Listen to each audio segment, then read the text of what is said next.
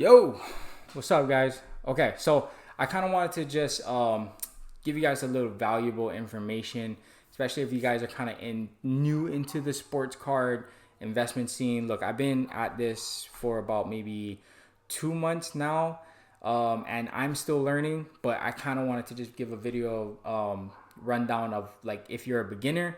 Mostly because I was looking for a video like this when I first started, and if I was able to get someone to give me the information I'm about to give you right now, then it would help me out a bunch. Well, first of all, I kind of want to jump into some news. So if you don't know, PSA was just bought out for $700 million this past week by an investment company led by Nat Turner.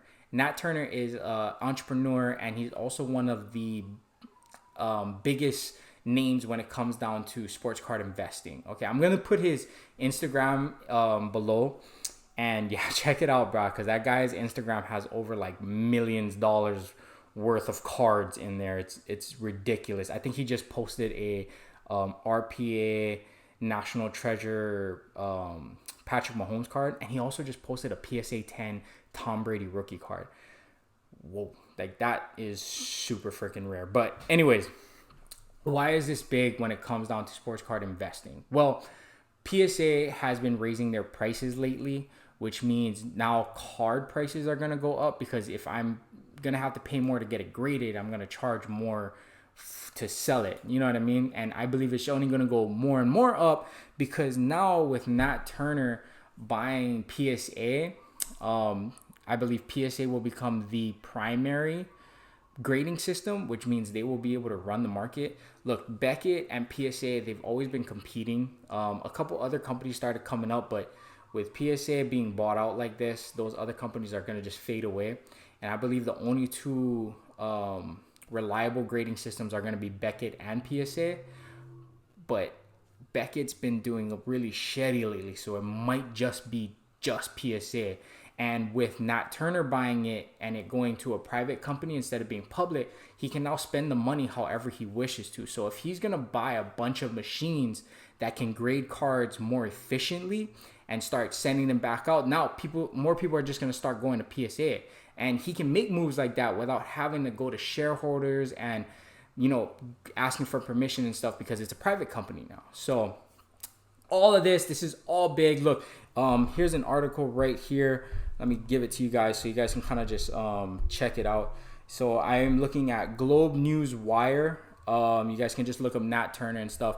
Do some research on it. I'm telling you guys, with the fact that they're having an overflow on cards coming in, that should just let you know more people are getting into it right now. But yeah, so I kind of wanted to get into what grading is. So grading is very important when it comes down to a card.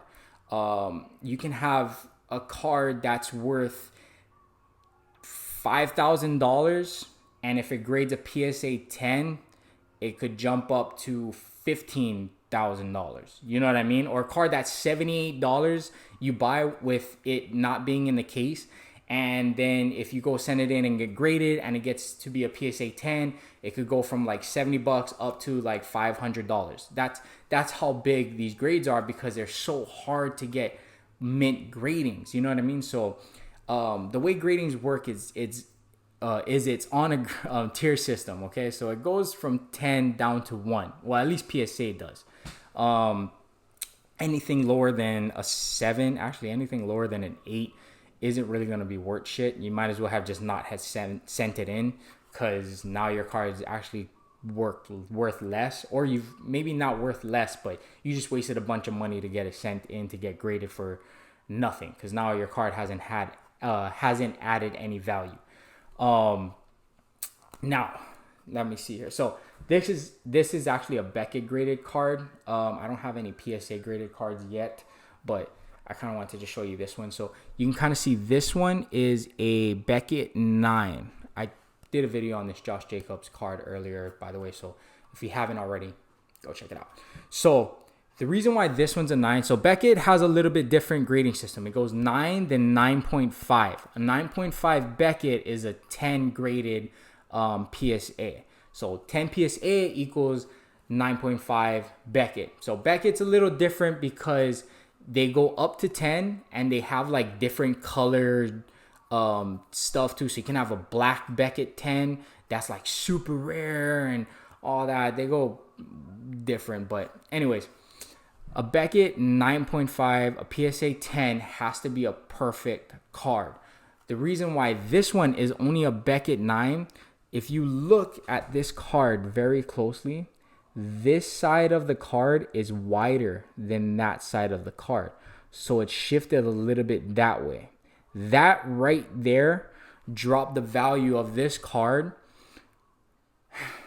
I want to say, by half. If this was a 10, it would have been worth double than what, or a 9.5. If this picture was shifted a little bit more this way, this card would double in the price of what it is right now. Literally.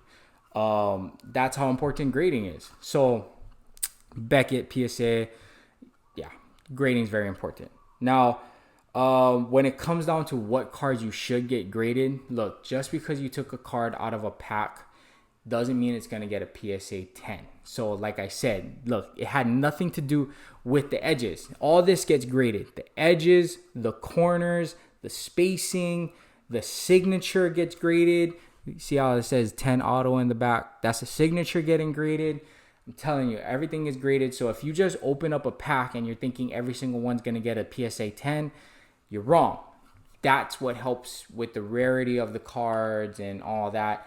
Also, too, if you had a bunch of cards from like back when you were 15 or like in the 90s and stuff like that, and you want to resell, if they have any damages on top of them, they're not going to get anywhere near a PSA 8. Don't send them in to get graded. But if you got some that look like they're fresh, brand new, hey, why not take a chance? Because they could be worth a lot of money after. Sorry, let me get a little bit of this in. Oh, talking on this thing can be so hot. Ring light and all that shit. Yeah. By the way, Fizz, Arbonne Fizz. It's natural energy. Yo, if you guys want some, hit me up. You can hit up my wife, Mrs. Royal Standard, for some Fizz. People who have already been on it, they love it. It's delicious too. I like the pomegranate one. Everybody thinks I'm weird because I like the pomegranate one. They all say strawberry is the best. So here's another card. This is a Kyler Murray rookie card. Look, this one's not graded, right? So say I send this one in to get graded. If this comes, so this right here, right now, ungraded is worth about $500. If I send it in to get graded and it becomes a PSA 10, it will now be worth about maybe, I want to say, could be worth $1,500 to maybe $2,000. If I send it in and it comes a 7, this thing's now worth like $200. So that's where this right here is very important, okay? So if you're trying to buy sports cards right now, buy them graded unless you have the eye to see what you're looking for. Do your research. Also, do your research and find out what cards are actually valuable, because not all cards are created equal. If you buy a mosaic silver card, that's going to be worth more than an absolute rookie card with a autograph. Yeah, just because also just because it has an autograph doesn't make it more of a valuable card.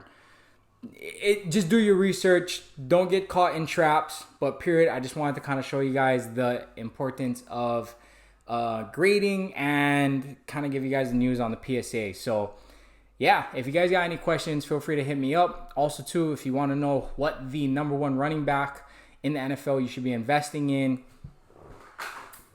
it's this boy right there. Non-quarterback card, yo. If you guys want a more in-depth look into this, make sure you watch my previous video. But other than that, Mr. Royal Standard, out.